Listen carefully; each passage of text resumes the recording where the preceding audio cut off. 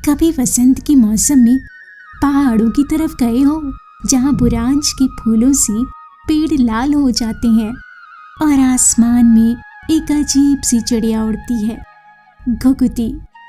हाँ, वही घुघुती जो कुछ यूं पुकारती है, भै भुक्कू मैं सिद्धि। कभी सोचा है कि ये चिड़िया ऐसा क्यों कहती है? नहीं ना? तो सुनो आज एक पुरानी पहाड़ी लोक कथा, एक बहन और एक भाई की, देबुली और नरिया की कहानी। बहुत साल पहले की बात है। उत्तराखंड के एक छोटे से गांव में दो भाई बहन रहते थे। भाई का नाम था नरिया और बहन का नाम देबुली। दोनों ऐसे जैसे फूल और उसकी खुशबू। देबुली नरिया की माँ जैसी देखभाल करती और नरिया उसके बिना एक पल भी नहीं रह पाता। दोनों साथ खेतों में खेलते, जंगलों से लकड़ियां लाते और जब रात होती तो आंगन में चांद को तकते हुए कहानियां सुनते, हंसते हंसते सो जाते। लेकिन वक्त हमेशा एक जैसा नहीं रहता। समय आया और देबुली की शादी हो गई।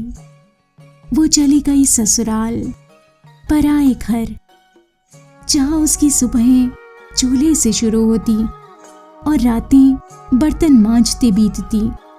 उधर नरिया अब अकेला हो गया था। जिस आंगन में हंसी गूंजती थी, अब वहां बस सन्नाटा था। माँ ने एक दिन देखा कि नरिया बुझे बुझे चेहरे से बैठा है। माँ ने कहा, बेटा अब चैत्र आ गया है।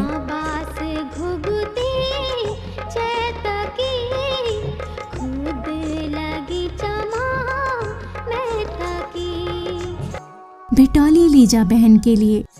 मिठाई, मेहंदी, कपड़े उससे मिला। नरिया की आंखों में चमक आ गई। माँ ने उसके लिए भिटौली की टोकरी सजाई। गुड़, तिल के लड्डू, हरे लाल कपड़े, बिंदी, चूड़ियाँ, बहन की हर पसंद की चीज उसमें थी। और फिर वो निकल पड़ा पहाड़ों की ऊंचाई चढ़ते हुए, पगडंडियों से नदी नालों को पार करता, बस एक ही उम्मीद लिए, बहन को भिटौली देनी है।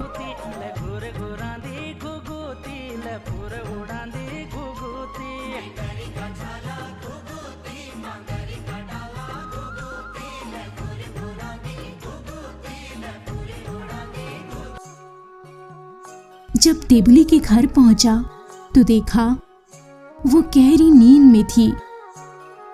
शायद दिन भर के काम से थकी हुई थी।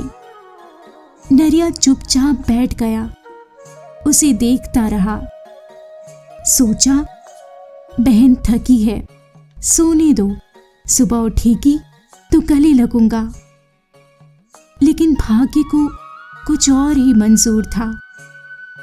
अगले दिन शनिवार था। नरिया को वापस जाना था।